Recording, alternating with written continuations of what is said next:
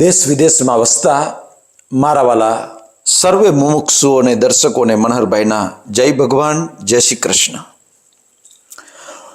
મિત્રો, છેલ્લા 10 મહિનાથી 11 મહિનાથી જે વિડીયો અપલોડ થાય છે એમાં જે મુમુક્ષુઓ કોમેન્ટ કરે છે બધી જ કોમેન્ટ હું વાંચું છું. રોજે રોજ બધી જ કોમેન્ટ જોઉં છું મને ટાઈમ મળે ત્યારે.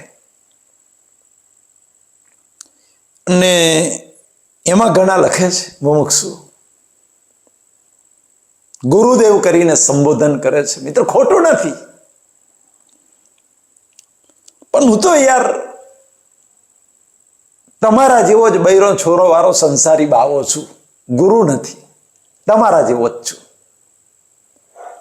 તમે દિલથી માનો એનો વાંધો નથી, પણ હાડમાં ચામડાના શરીરને સાહેબ જેને એક દિવસ સળગાવી દેવાનું છે એને ગુરુ ક્યારેય ના માનશો. ગુરુ માનવો હોય તો અંદર જે જ્ઞાન પડ્યું છે, અંદર જે પરમાત્મા છે અને જે જ્ઞાન નીકળી રહ્યું છે એ જ્ઞાનને ગુરુ બનાવજો. બાકી આ સંસારી બાવાને, આ ખોડિયાને યાર જે કાલે પડી જવાનું છે, જે નાશવંત છે, જે વિનાશી છે, જેને સળગાવી દેવાનું છે, એક દિવસ માટીમાં ભળી જવાનું છે, એને ગુરુ ક્યારેય ના માનશો. આ જ્ઞાન જે છે, જ્ઞાન જે જ્ઞાન દ્વારા મને તમને દ્રષ્ટિ મળી છે એ જ્ઞાનને ગુરુ માનજો, એને જ્ઞાનને માનજો. મારો એવો ભાવાર્થ નથી કે તમે કોમેન્ટમાં ના લખો. મિત્રો, તમારા હૃદયની અંદર જે ભાવના હોય, જે જ્ઞાન મળ્યું છે, જે દ્રષ્ટિ મળી છે, લાખો અવતારે ના મળી દ્રષ્ટિ મળી છે, એટલે તમને અહોભાવના હોય મનહરભાઈ ઉપર,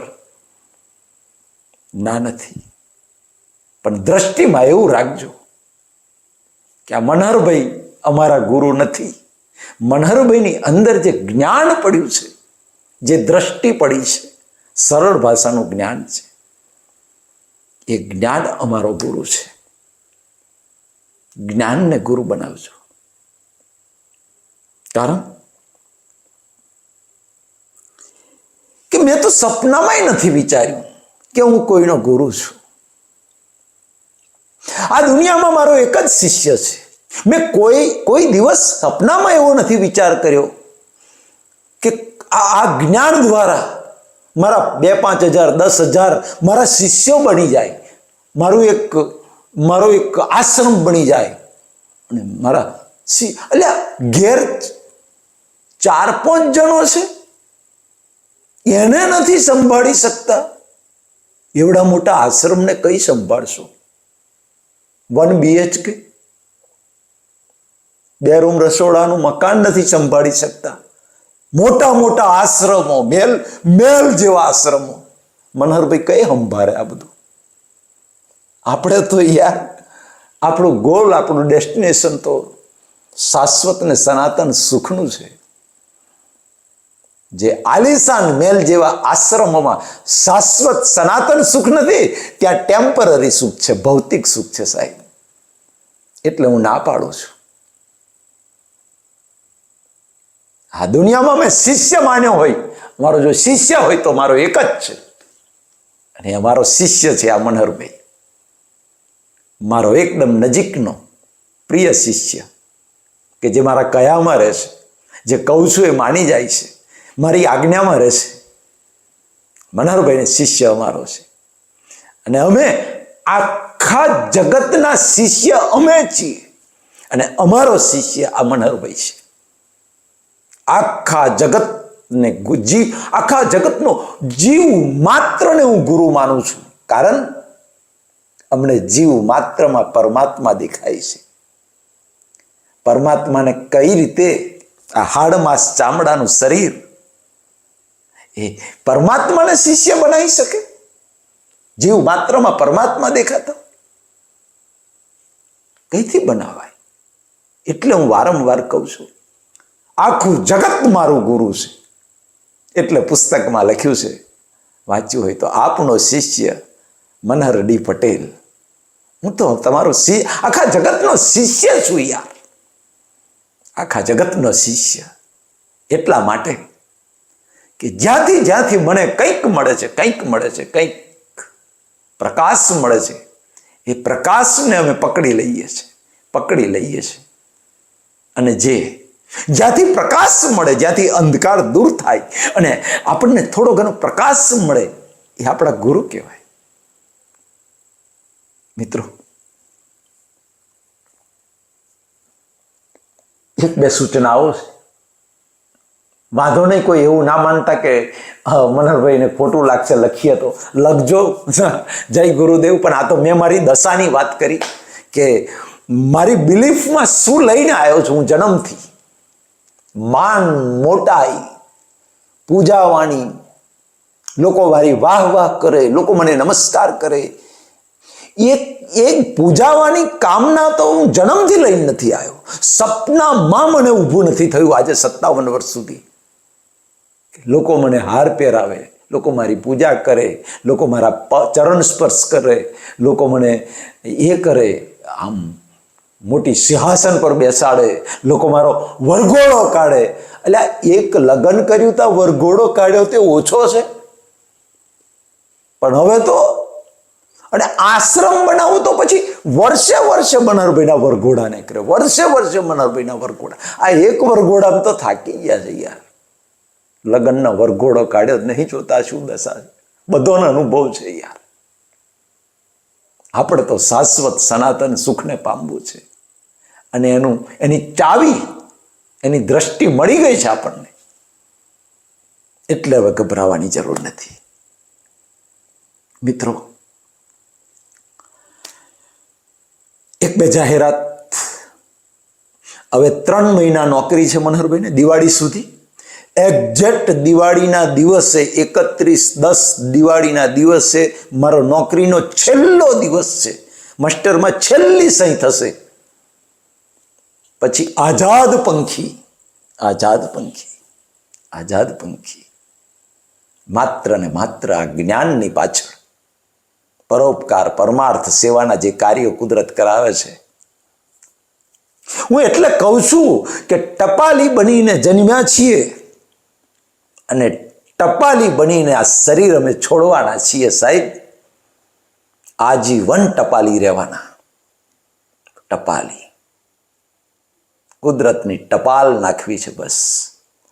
જે ડ્યુટી કુદરતે સોંપી છે એ ડ્યુટી બજાવવાની છે, એનાથી ઉપરવટ ના જવાય. ચોથા વર્ગનો કર્મચારી, ટપાલી, પટાવાળો, એ બધા ચોથા વર્ગના કર્મચારી કહેવાય.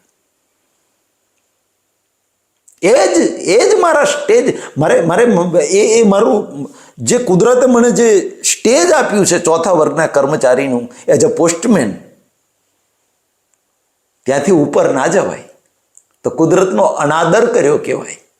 કુદરત એની મને સજા આપે, દંડ આપે. જો ચોથા વર્ગમાંથી હું ક્લાસ 1 બની જાઉં ને, અને ક્લાસ 1 બની અને 5 સ્ટાર જેવા મેલ જેવા આશ્રમો બનાવી અને ક્લાસ 1 અધિકારીની જેમ મર્સિડીઝમાં ફરતો થઈ જાઉં અને એસી રૂમમાં 24 કલાક લોકો મારા પગ દબાવે, માથું દબાવે, સેવાઓ કરે. આ સ્ટેજ ક્લાસ 1માં જતો રહું ને સાહેબ, એનો દંડ મારે ભોગવવો પડે. કુદરત મને ના છોડે. મારું જે ડેઝિગ્નેશન છે, મારો હોદ્દો છે, એ ચોથા વર્ગના એઝ અ પોસ્ટમેનનો છે. એટલે પોસ્ટમેનનો હોદ્દો અમારાથી ક્યારેય ના છોડાય. એટલે હું વારંવાર કહું છું, પોસ્ટમેન તરીકે જન્મ લીધો છે, આ શરીર છોડીને નીકળી જઈશું એઝ અ પોસ્ટમેન, ચોથા વર્ગના કર્મચારી તરીકે. મિત્રો, એક બે જાહેરાત છે. દિવાળી સુધી મારી ડ્યુટી ચાલુ છે, નોકરી ચાલુ છે. સવારે 10 વાગે નીકળી જાઉં છું, સાંજે 6 વાગે ઘરે આવું છું. ઘરે આવ્યા પછી ઘણું બધું કામ હોય. કામ કરીને વિડીયો શૂટ કરવાના હોય, આયુર્વેદનો વિડીયો, આપણા જ્ઞાનના વિડીયો, રોજે રોજ તમને ખબર છે છેલ્લા 11 મહિના થવા આવશે, એક દિવસ બ્રેક નથી પડ્યો, સિવાય રવિવાર સિવાય કોઈ બ્રેક નથી પડી મિત્રો. એટલે એ કરવાનું હોય. એટલે ઘણા મુમુક્ષુઓના ફોન આવે છે, આયુર્વેદના જે વિડીયો મુકાય છે એ લોકો પણ ફોન કરતા હોય છે. પણ અમારે સ્કૂલમાં બધાને ખબર છે, ક્લાસમાં ક્યારેય મોબાઈલ એવોઇડ નથી. અને લેક્ચરની અંદર બોલીને થાકી જઈએ એટલે રિસેસમાં અમારે આરામ કરવાનો હોય, થોડો આરામ જોઈએ મોઢાને, એટલે હું ફોન રિસીવ નથી કરતો. એટલે કોઈને એવું લાગે કે મનહરભાઈને ફોન આટલા મારીએ છે, મનહરભાઈ રિસીવ નથી કરતા. મિત્રો, મારી મજબૂરી છે કે 10 થી 6 હું ફોન નહીં ઉપાડી શકું. અને સાંજે પણ રાત્રે પણ જો હું ફ્રી હશું તો જ વિડીયો શૂટ થતા હશે અથવા બીજું કોઈ સામાજિક કામમાં હશે તો પણ. એટલે માફ કરજો મને. દિવાળી પછી નવા વર્ષથી ફૂલ ટાઈમ જ્યારે મન ફાવે ત્યારે ફોન કરજો, મન ફાવે ત્યારે. મનહરભાઈ ફોન રિસીવ કરશે. હા, કદાચ અર્જન્ટ હોય તો રાત્રે 9 વાગ્યા પછી, 9:30, 10 વાગ્યા પછી, કદાચ 10 વાગે ફ્રી થવું વિડીયો શૂટ કરી મને ફોન કરજો. વોટ્સએપ ઉપર 500-600 રોજના 1000 મેસેજ આવે. હું કયા સમયે કયો મેસેજ વાંચું અને કયો જવાબ આપું? કદાચ ટાઈમ મળ્યો હોય ફોન ખોલું ને એની અંદર જે રોજનું આપણું છે કે ગ્રુપમાં એડ કરવાના છે, રોજ 10 મિનિટ નજર મારી લઉં ને એડ કરી લઉં. સમયનો અભાવ છે, એક લિમિટેશન છે, સમયની મર્યાદા છે. કારણ કે આ ડ્યુટી 58 વર્ષ સુધી પનારે પડી છે. એટલે હવે 3 જ મહિના બાકી છે, 3-4 મહિના બાકી છે. મિત્રો, ગઈકાલનો લાઈવ સત્સંગ આપણે બધાએ સાંભળ્યો. એની અંદર જે 2-3 પ્રશ્નો હતા કે બેને સરસ પ્રશ્ન પૂછ્યો, બધા માટે પૂછ્યો કે હવે બીજ જે પડી ગયું, આ જ્ઞાન પહેલા પડી ગયું બીજ. 2-3 પ્રશ્નો, એક પ્રશ્ન લઉં છું. એ બીજ પડી ગયું તો પછી એનું શું થાય? એનો ભોગવટો આવે કે ના આવે? મિત્રો, ખાસ આજે બહુ જ સરળ ભાષામાં આ જ્ઞાન દ્રષ્ટિ, બહુ સહેલી ભાષામાં કઈ આપણે ધ્યાન રાખવાનું છે, કઈ જાગૃતિ રાખવાની છે, બસ આટલું જ.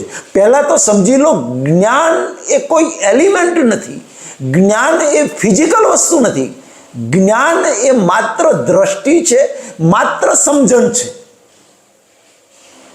મિત્રો, કર્મ બીજ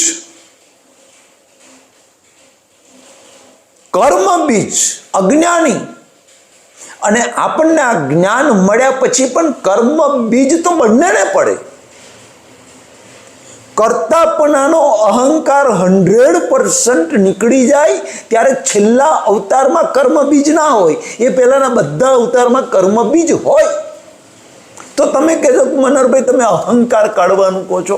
અહંકાર નીકળે નહીં, અહંકારની દ્રષ્ટિ બદલાય, એ જ અહંકારનું નામ બદલાઈ જાય છે. જે અહંકાર કર્તાપણામાં હતો, હું કરું છું, એ અજ્ઞાન દ્રષ્ટિમાં હતો અહંકાર. એ કર્તાપણાનો અહંકાર અકર્તા પદમાં આવી જાય છે, એની માન્યતા બદલાય છે. પહેલા એવું માનતો હતો કે હું કરું છું, હવે એમ માને છે કે હું નથી કરતો, આ કુદરતી સંજોગોથી બધું થાય છે, મારું પ્રારબ્ધ છે, ગયા ભાવમાં મારા નાખેલા બીજનું રિઝલ્ટ છે, પરિણામ છે, અને પરિણામ કુદરત આપી રહી છે. બસ આ સમજણ ઊભી થાય સંજોગે એટલે કર્તાપણાનો અહંકાર જે આપણો હતો એ અહંકાર ડાયવર્ટ થયો, જ્ઞાન તરફ, આત્મા તરફ ડાયવર્ટ થયો. કેમ કે આ હાડમાં ચામડાનું શરીર, આ પ્રકૃતિ 11 ઇન્દ્રિયો વાળું, એટલે આપણે એમ જ સમજતા હતા હું જ મનહરભાઈ અને હું જ બધું કરું છું, મારી બુદ્ધિ, મારું મન, મારા હાથ પગ બધું હું જ કરું છું. કુદરત કે ના, તું મનહરભાઈ નથી, તું શાશ્વત સનાતન જ્ઞાન પ્રકાશ અકર્તા અવિનાશી એવો આત્મા છું, જે એક દિવસ આ શરીરમાંથી નીકળી જવાનો છું. એ તારું સ્વરૂપ છે. હવે આત્મા ઇન્દ્રિયો રહિત છે એટલે અકર્તા છે.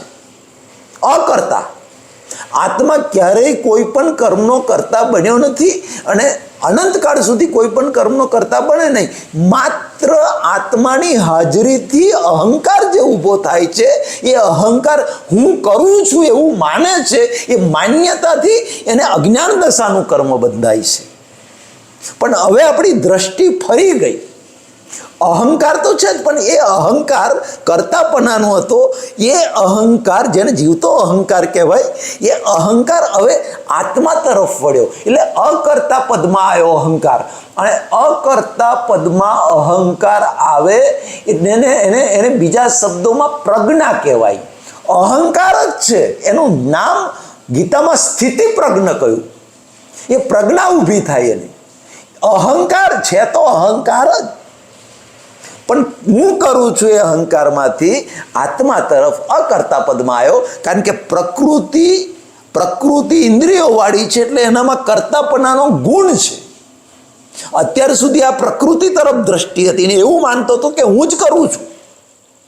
અને હવે પછી પોતાનું સ્વરૂપ જાણ્યા પછી કે હું મનહરભાઈ નથી, પણ હું કોણ છું? આમાંથી નીકળી જનારો એવો શાશ્વત સનાતન આત્મા છું. એટલે દ્રષ્ટિ અંદર થઈ આત્મા તરફની. પછી ખબર પડી કે હું તો ઇન્દ્રિયો રહિત છું, અને જેને કોઈ ઇન્દ્રિયો જ નથી. આત્માના લક્ષણો જો આવશે 13મા અધ્યાયમાં. સર્વ તરફ આકાશ, સર્વ ઇન્દ્રિયો, બધું ચારે તરફ છે. એનો અર્થ કે હું શાશ્વત સનાતન સ્વરૂપ એવો આત્મા નીકળી જનારો મારું સ્વરૂપ, મારો સ્વભાવ શાશ્વત સનાતન સુખનો છે. હું ઇન્દ્રિયો રહિત છું. આત્માને ભૂખે ના લાગે, આત્માને તરસે ના લાગે, એ તો શરીરને લાગે. એ મિકેનિઝમ છે, આ સિસ્ટમ છે. એટલે એ જ્યારે અહંકાર પોતાના સ્વભાવમાં આવી જાય. પોતાનો સ્વભાવ કયો? તો કે આત્મ સ્વભાવ. તો આત્માનો સ્વભાવ કયો? અકર્તા પદ. એટલે અકર્તા પદમાં આવી જાય એ આત્મા, એને ગીતાની અંદર સ્થિત પ્રજ્ઞ પુરુષ કયો છે. ફોર એક્ઝામ્પલ, વાલિયો લૂંટારો, એ જ વાલિયા લૂંટારામાંથી નારદે ઉપદેશ આપ્યો અને વાલ્મીકી ઋષિ બની ગયા. માણસ તો એનો એ જ યાર, શરીર એનું એ, બધું જ એનું એ. પણ વાલિયો લૂંટારો હતો, એની દ્રષ્ટિ બદલાઈ એટલે લેવલ બદલાઈ ગયું અને નામ મળ્યું વાલ્મીકી ઋષિ. વ્યક્તિ એનો એ જ છે, સમજો, શરીર એનું એ જ છે. પણ વાલિયા લૂંટારામાંથી ઉપદેશ આપ્યો નારદે, વાલ્મીકી ઋષિ બની ગયા. એટલે દ્રષ્ટિ બદલાવાથી લેવલ બદલાઈ ગયું, પણ વ્યક્તિ તો એના એ જ. એવી રીતે અહંકાર તો એનો એ જ છે, જે વાલિયો લૂંટારો હતો. અજ્ઞાન દશામાં અહંકાર હતો, એટલે કે વાલિયો લૂંટારો હતો. એ હવે આત્મા તરફ વળ્યો, અકર્તા પદમાં આવ્યો, એટલે એ વાલ્મીકી ઋષિ બની ગયો. પણ વ્યક્તિ એનો એ, અહંકાર એનો એ જ. એનું નામ આપ્યું, અકર્તા પદમાં આવ્યો એટલે એનું નામ લેવલ બદલાયું. જેમ વાલિયા લૂંટારાનું વાલ્મીકી ઋષિ બન્યું, એવી રીતે એ જ અહંકારને નું જે નવું લેબલ લાગ્યું એ પ્રજ્ઞા, સ્થિત પ્રજ્ઞ કહીએ છીએ આપણે. બાકી એ અહંકાર જ છે. બંને અહંકાર એ બિલીફ છે, માન્યતા છે, કોઈ ફિઝિકલ વસ્તુ નથી. જેસલ બારવટીયો, કચ્છનો કાળો નાગ લૂંટારો, સતી તોરલે એને ઉપદેશ આપ્યો ને એની દ્રષ્ટિ બદલાઈ ગઈ. જેસલ પીર બની ગયો. કચ્છમાં અંજારમાં આજે સમાધિઓ પૂજાય છે, લોકો દર્શન કરવા જાય છે. તો જેસલ જાડેજા તો એ વ્યક્તિ તો એનો એ જ હતો. વ્યક્તિ નથી બદલાયો, ખાલી લેબલ બદલાયું. પેલા જેસલ બારવટીયો કાળો નાગ હતો, એ લેબલ દ્રષ્ટિ બદલાઈ, લેબલ નીકળી ગયું અને લોકો એને જેસલ પીરથી એક ભક્ત તરીકે ઓળખવા લાગ્યા. એવી રીતે અહંકાર એનો એ જ છે, પણ એનું લેવલ બદલાઈ જાય છે. એની દ્રષ્ટિ કરતા પદમાંથી હું કરું છું એ ભાન હતું, એ અજ્ઞાન હતું. એ હવે અંદર ખબર પડી કે ના, હું અત્યાર સુધી મનહરભાઈ હાડમાં ચામડાના સ્વરૂપને જો મારું સ્વરૂપ માનતો હતો, ના, હું તો આમાંથી નીકળી જરો શાશ્વત સનાતન આત્મા છું. અને ગીતામાં આત્માના ગુણો કયા છે? ઇન્દ્રિયો રહિત છે અને કોઈ ઇન્દ્રિયો નથી, કર્તાપણાનો ગુણ નથી એનામાં. તો એ હું છું.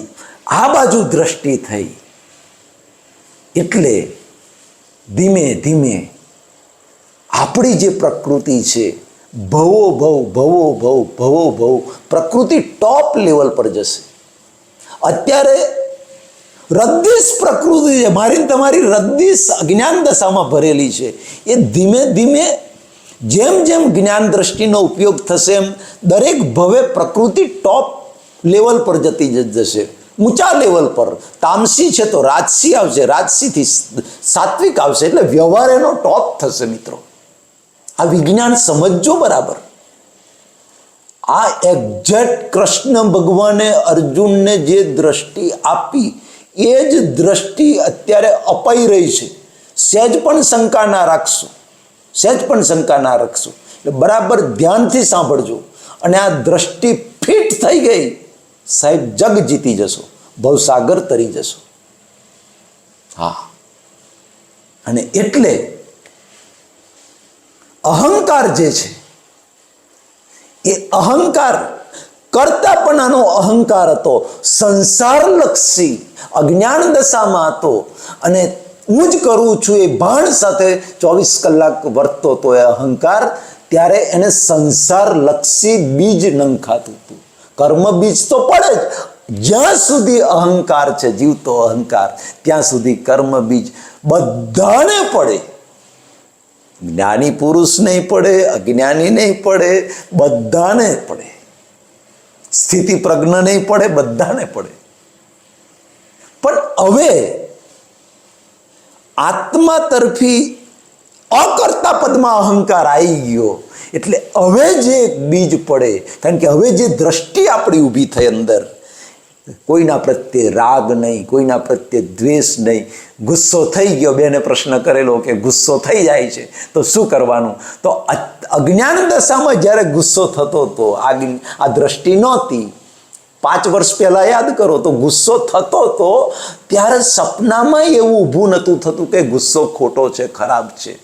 હવે તો તરત ઊભું થઈ જાય છે.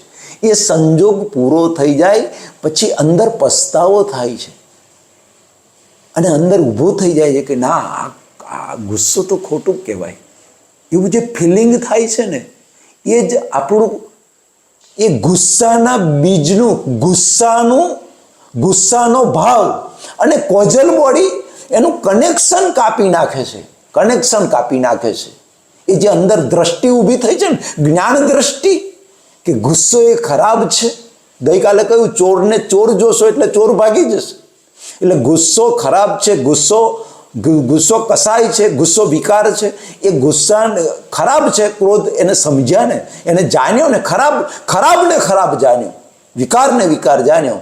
એટલે એ ઉડી ગયું, કારણ કે તમે એના વિરોધ પક્ષમાં બેઠા, કનેક્શન કપાઈ ગયું. હવે જે બીજ પડે છે, બીજ તો પડે, પણ કયું બીજ પડે? આપણે જ્ઞાન દ્રષ્ટિનો ઉપયોગ કર્યો. શું કર્યું? ક્રોધ કરી દીધો. પણ પછી કલાક પછી, 2 કલાક પછી, રાત્રે, બીજા દિવસે, ગમે ત્યારે, પણ એ જ્યારે જ્ઞાન દ્રષ્ટિ ઊભી થઈ, કોઈના પ્રત્યે દ્વેષ થઈ ગયો, કોઈના પ્રત્યે નિંદા થઈ ગઈ, એ તો પ્રકૃતિનો સ્વભાવ છે. અને પ્રકૃતિ જેવી લઈને આવ્યા છે એ સ્વભાવ એનો બતાવશે, એ કર્મ ઉકલશે. પણ આ જ્ઞાન દ્રષ્ટિ, પુરુષાર્થ શું કરવાનો કે આ જ્ઞાન દ્રષ્ટિ ઊભી થશે એટલે તરત જ સાહેબ એ જ્ઞાન દ્રષ્ટિ જે ઊભી થઈ, એ જ્ઞાન દ્રષ્ટિ હવે જે બીજ પડશે, એ જ્ઞાન દ્રષ્ટિનો આપણે ઉપયોગ કર્યો, એ જ્ઞાનનું બીજ પડશે. કારણ શરીરમાં પેલા વિષયનું, પેલા દ્વેષનું, નિંદા કરી, ક્રોધ કર્યો, એ જે પ્રકૃતિની પેરેરલ આપણે થઈ જતા હતા અજ્ઞાન દશામાં, એની પેરેરલ, એમાં આસક્ત થઈ જતા હતા. હા, અને આ કરવા જેવું જ છે એવો સપોર્ટ કરતા હતા, સહી કરતા હતા.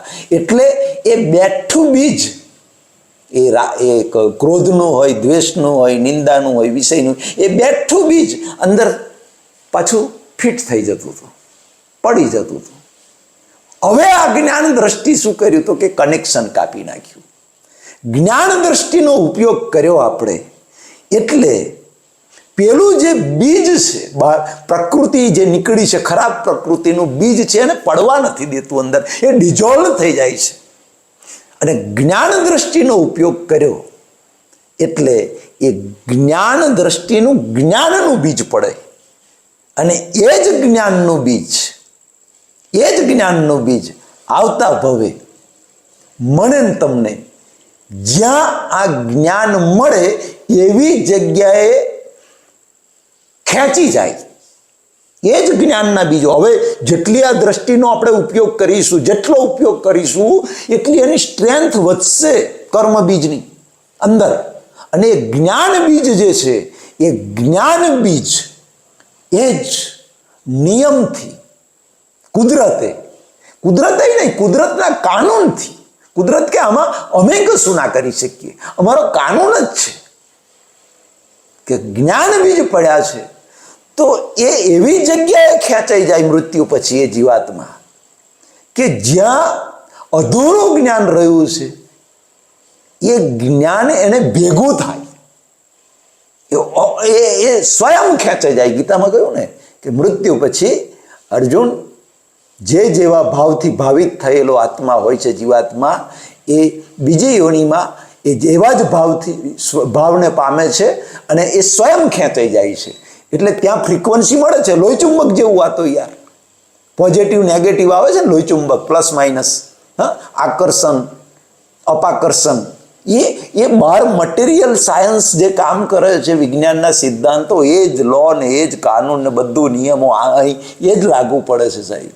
અને એ કોઈ જ્ઞાનીને ઘેર, આધ્યાત્મિક સંસ્કારી માણસો હોય એવાને ઘેર કે જ્યાં આ સંજોગ, જ્ઞાનનો સંજોગ એને ભેગો થાય. સિમ્પલ લોજિક છે.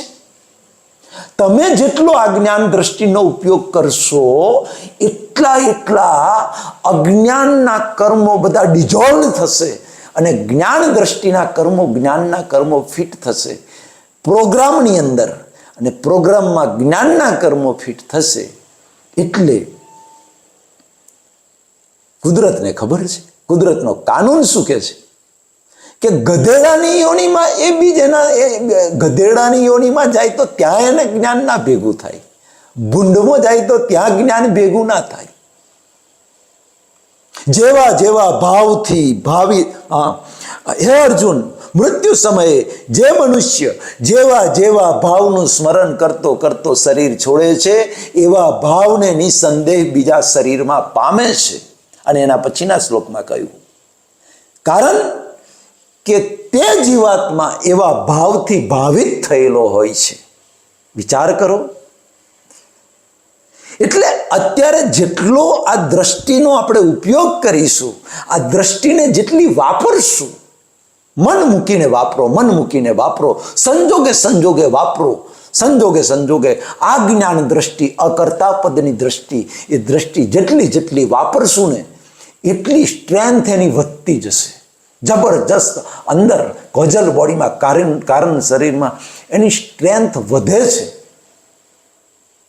અને છેલ્લી ઘડીએ આ દ્રષ્ટિનો ઉપયોગ આપણે કર્યો હશે ને ત્યારે છેલ્લી ઘડીએ મૃત્યુ સમયે આ જ દ્રષ્ટિ આવીને ઊભી રહે છે.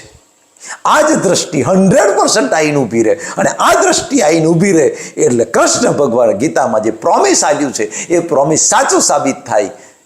અંત સમયે જેવા જેવા ભાવનું સ્મરણ કરતો કરતો શરીર છોડે છે અર્જુન, નિસંદેહ બીજા જન્મમાં એ ભાવને પામે છે. આ જ્ઞાન દ્રષ્ટિથી શરીર છોડ્યું, બીજા ભાવમાં જ્ઞાન દ્રષ્ટિ મળે જ.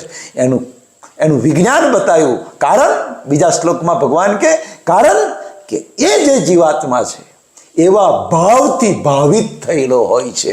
એવા ભાવથી ભાવિત થયેલો એટલે કોઝલ બોડીની વાત કરી છે, કારણ શરીરની, કે એની જે કારણ શરીર છે એ કારણ શરીર કયા ભાવથી ભાવિત થયેલું છે તો કે જ્ઞાનના ભાવથી ભાવિત થયેલું છે. એને જ્ઞાન દ્રષ્ટિનો ઉપયોગ કર્યો છે.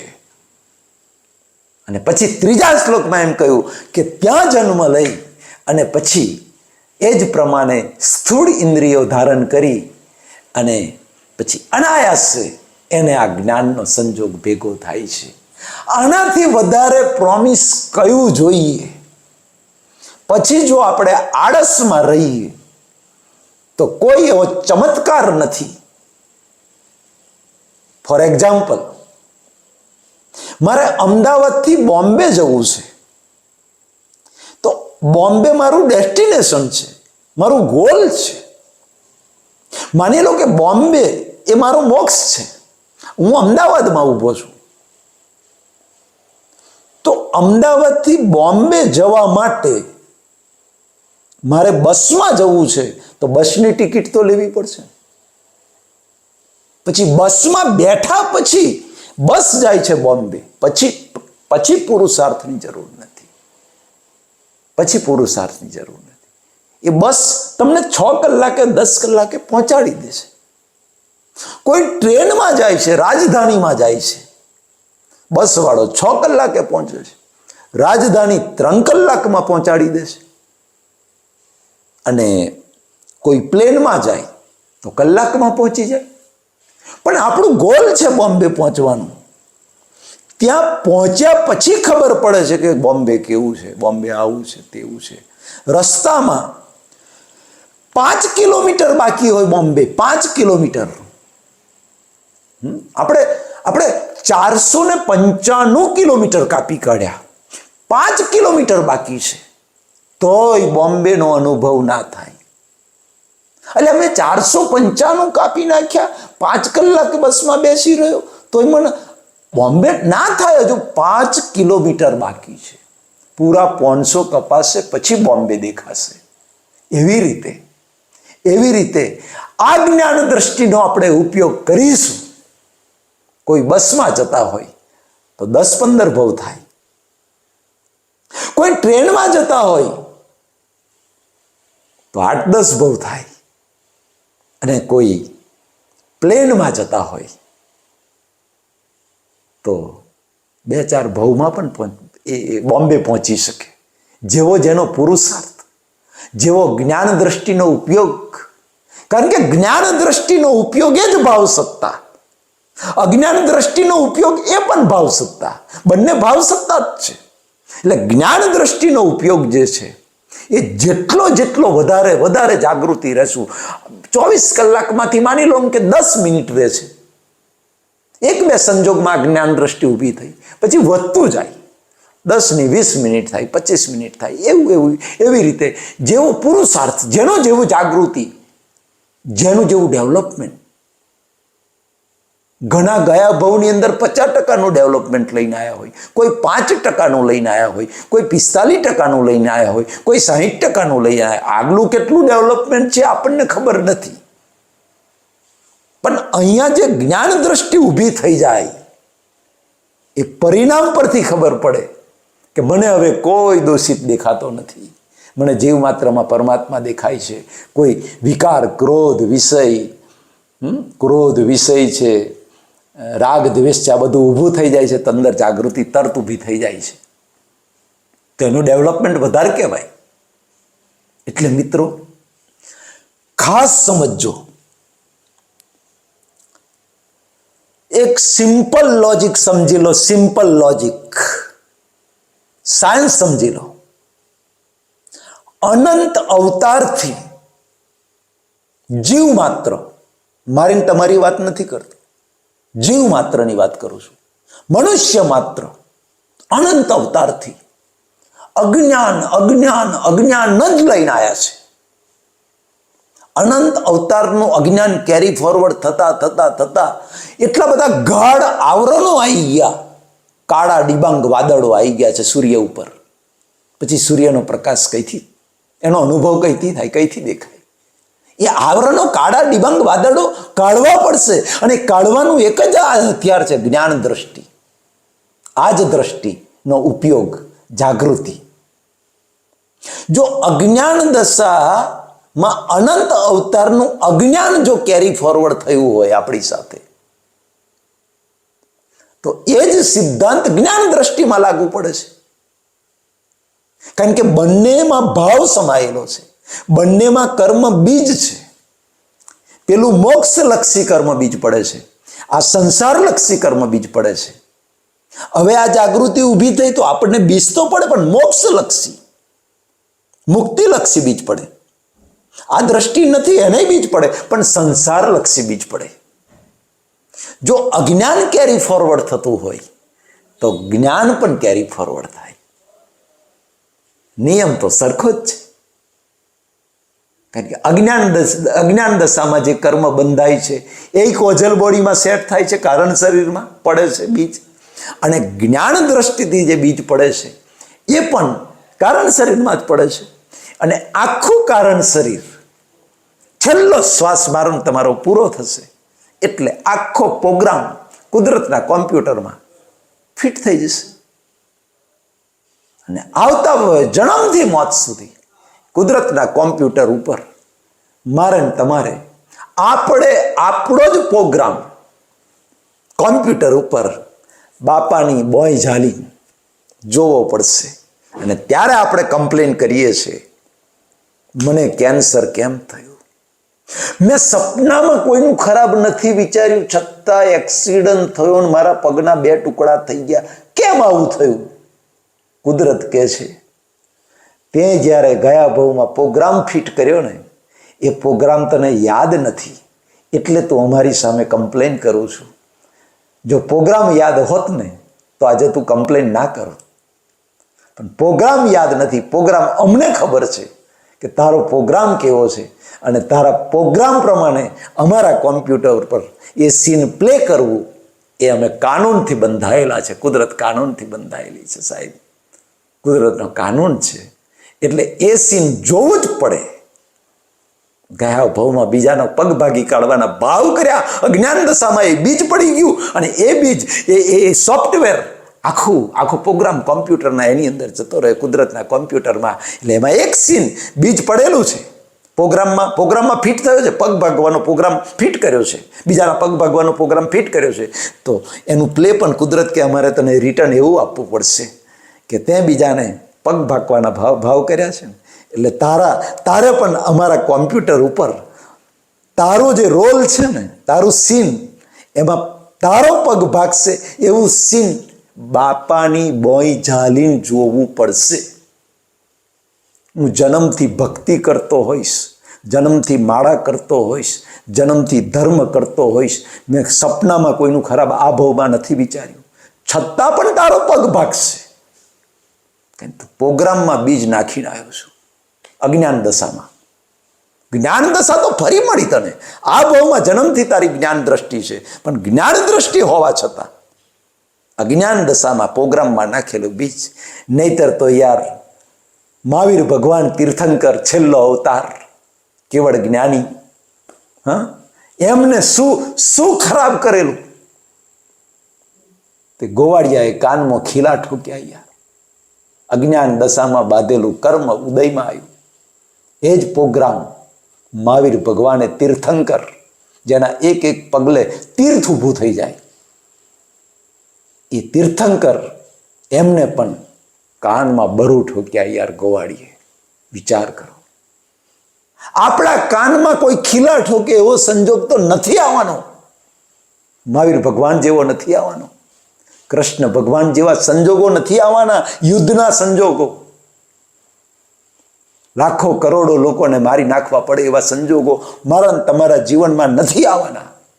રામ ભગવાન જેવા સંજોગો નથી આવવાના કે જેમની પત્ની ઉપાડી જાય રાવણ અને એમને દર જંગલમાં ભટકવું પડે અને પત્નીને પાછી મેળવવા માટે યુદ્ધ કરવું પડે, દરિયા પર પુલ બાંધવો પડે. આવા સંજોગો તો સાહેબ મારે તમારે સપનામાં નથી આવવાના. મારી તમારી પત્નીને કોઈ ઉઠાઈ નથી જવાનું. શું કામ ગભરાઈએ આપણે?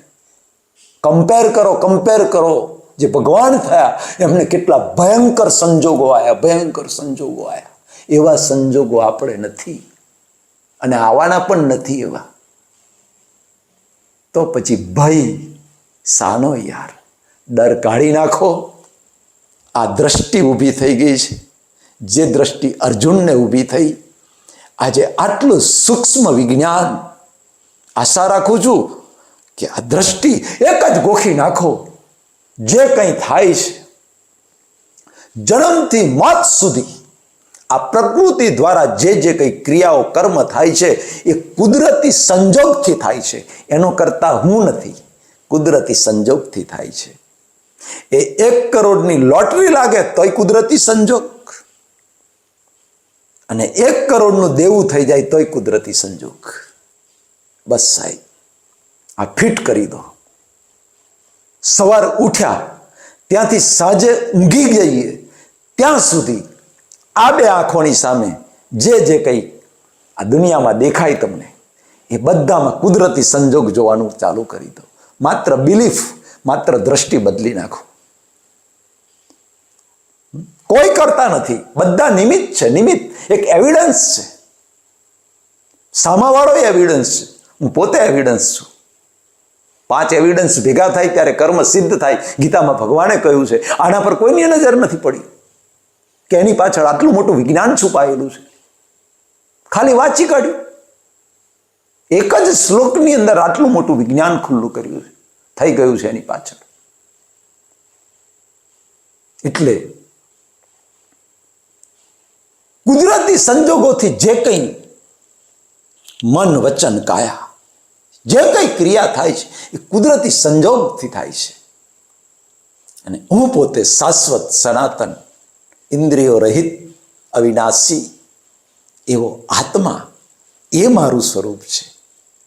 આ શરીર એ માત્ર ને માત્ર મારા જ કર્મ ફળ, મારા જ પાપ પુણ્ય ભોગવવા માટે કુદરતે આપેલું મશીન છે.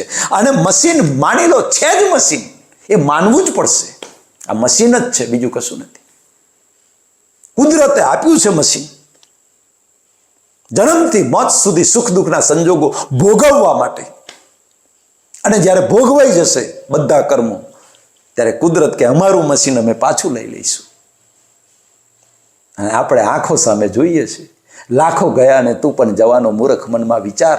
સાચું કહું છતાં જૂઠું માને તો તારા મુવા કુટુંબને સંભાર. ઓ ભાઈ તું ભજી લેને કીર્તાર, ઓ ભાઈ તું ભજી લેને કીર્તાર. શું સંતો ને મહંતો કહીને ગયા છે યાર. આપણી આંખો સામે જોઈએ છે કે આ મશીન મારા દાદા મૂકીને ગયા, મારી દાદી મૂકીને ગયા. આ મશીનને કોઈ સાથે નથી લઈ ગયું, કોઈ સાથે નથી લઈ ગયું. કુદરતનું હતું, કુદરતને સોંપી દેવું પડે છે. આપણે આમાંથી નીકળી જવું પડે છે. સાથે માત્ર પાપ, સારા ખરાબ કર્મોનું પોટલું, જેને કારણ શરીર હું કહું છું, કોજલ બોડી કહું છું, એ કારણ શરીરનું પોટલું લઈ અને કારણ શરીર પ્રમાણે બીજી જગ્યાએ એક મુસાફર ધમધોકતા તાપની અંદર મુસાફર જતો હોય. બપોરના સમયે આ વડના ઝાડ નીચે થોડો આરામ કર્યો, કલાક, પાછી એનું મંજિલ તો બહુ દૂર છે.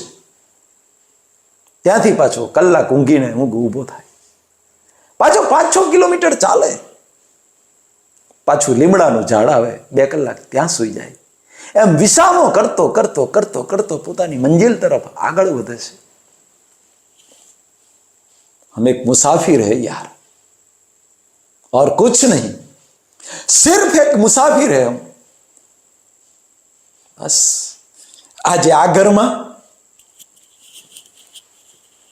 આ લીમડાના ઝાડ નીચે 60, 70, 80, 90 વર્ષનો આરામ કરી. અમારી મંજિલ તો દૂર છે, હજુ ઘણી દૂર છે. અહીં વિસામો લઈ લીધો, કાલે બીજા વડનો વિસામો લઈશું. ત્યાં પાછા 60, 70, 80, 90 વર્ષ આરામ કરી મંજિલ તરફ આગળ કોઈ ત્રીજા ઝાડની નીચે વિસામો પોરો ખાઈશું યાર. એમ કરતા કરતા આપણે બધાએ આપણી મંજિલ જે છે શાશ્વત અને સનાતન સુખની મંજિલ, એ મંજિલ ઉપર પહોંચવાનું છે. માત્ર આટલું દ્રષ્ટિમાં રાખો, જ્ઞાન દ્રષ્ટિમાં રાખો. હું કંઈ જ કરતો નથી, હું પોતે અકર્તા છું. જે કંઈ સંજોગો બને છે કુદરતી સંજોગોથી બને છે, જે કંઈ ક્રિયા. અને આ શરીર એ કર્મફળ ભોગવવાનું એક મશીન છે.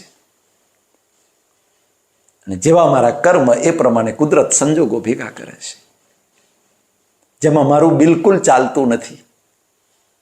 મને એક્સિડન્ટ પસંદ નથી છતાં એક્સિડન્ટ થાય, કેન્સર પસંદ નથી છતાં કેન્સર થાય છે, ધંધામાં નફો જોઈએ છે છતાં ખોટ જાય છે. આ શું બતાવે છે? કુદરતી સંજોગો પર મારો કંટ્રોલ નથી. કારણ કે આ કુદરતી સંજોગો એ પરિણામ છે, એ રિઝલ્ટ છે. નો એક્ઝામ, એ એક્ઝામ નથી, એ રિઝલ્ટ છે. એક્ઝામ તો હવે આપણે આ જ્ઞાન દ્રષ્ટિની આપીએ છીએ. આ જ્ઞાન દ્રષ્ટિ જે ઊભી થઈ આપણી અંદર, એ એક્ઝામ નવી આપી રહ્યા છે. અને એનું રિઝલ્ટ જ્યારે આવતા ભવે આવશે, જુઓ 100માંથી 100 માર્ક. યાર, કુદરતને આપવા પડે આ જ્ઞાન દ્રષ્ટિ. આ જ દ્રષ્ટિ કૃષ્ણ ભગવાને અર્જુનને આપેલી, અને અર્જુનની આ દ્રષ્ટિ ઊભી થઈ, અને આ દ્રષ્ટિથી અકર્તા પદમાં આવી ગયો પોતે, અને કુદરતી સંજોગ માનીને યુદ્ધ કર્યું. એક પણ કર્મ ના બંધ થયું. ડેવલપમેન્ટ હતું એનું, આગલા ઘણા ભવોનું ડેવલપમેન્ટ હતું. ખાલી કૃષ્ણ ભગવાને જે પાંદડું હતું આડે મોહ ઊભો થઈ ગયો, એને ખુલ્લું કરી દીધું, અને આ જ્ઞાન દ્વારા એનો મોહ દૂર કર્યો, ને જે જ્ઞાન હતું એ ઓપન થઈ ગયું. ફૂલ ડેવલપમેન્ટ. ચંદ્રમાનો પૂનમ, અનંત અવતારથી હું તમે અંધકારમાં હતા યાર. અમાસની અંધારી રાત હતી આપણી. હવે બીજ થઈ છે, આ ભવમાં બીજ થઈ છે. આ જ્ઞાન દ્રષ્ટિ જેને પ્રાપ્ત થઈ છે એને બીજનો ચંદ્રમા થયો છે. અમાસનું અંધારું હતું, એમાંથી થોડું આવરણ ખસ્યું, અને એક લીટા જેટલો ચંદ્રમા દેખાયો, એટલો આત્માનો પ્રકાશ નીકળ્યો. આ જ્ઞાન દ્રષ્ટિથી આવરણ એટલું ઓછું થયું. બીજ થાય પછી તીજ થાય, પછી ચોથ થાય, પછી પાંચમ થાય. એ કુદરતનો નિયમ છે. અમાસ પછી બીજ, તીજ, ચોથ, પાંચમ, છઠ, એમ કરતા કરતા એક દિવસ પૂનમ આવે આવે આવે ને આવે. પૂનમ એટલે ફૂલ મૂન. ચંદ્ર ઉપર કોઈ આવરણ ના હોય, આખો ચંદ્ર ખુલ્લો થઈ જાય. એને કહેવાય મોક્ષ, એને કહેવાય મુક્તિ, એને કહેવાય શાશ્વત સનાતન સુખ. પૂનમની આગળ પછી કશું જ નથી. ફૂલ મૂન, એની આગળ પૂનમ પછી ડબલ પૂનમ ના હોય, 2 ચાંદા ના ઉગે. પૂનમ એટલે પૂનમ, પતી ગયું બસ. પછી પાછું પડવો આવી જાય. પૂનમ એ છેલ્લું સ્ટેજ. આ ભાવમાં બીજ થઈ ગઈ છે યાર. અમાસમાંથી બીજ થઈ ગઈ છે. આ જ્ઞાન દ્રષ્ટિ જેને જેને પ્રાપ્ત થઈ છે એ બધા મોમક્ષુ અને બીજ થઈ ગઈ છે. હવે તો નિયમથી ત્રીજ, ચોથ, પાંચમ, છઠ, એમ કરતા કરતા પૂનમ મારું ડેસ્ટિનેશન છે, મારું ગોલ છે સાહેબ. માત્ર જે મેં સાદી ભાષામાં સમજાયું કે આટલી જાગૃતિ રાખો, બસ. બિલીફમાં કાઢી નાખો, કરતા પદનો અહંકાર કાઢી નાખો, બસ.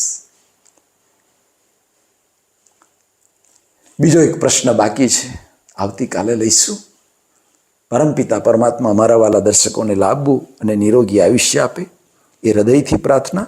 મનહર પટેલના જય ભારત, જય હિન્દ, જય ગુજરાત.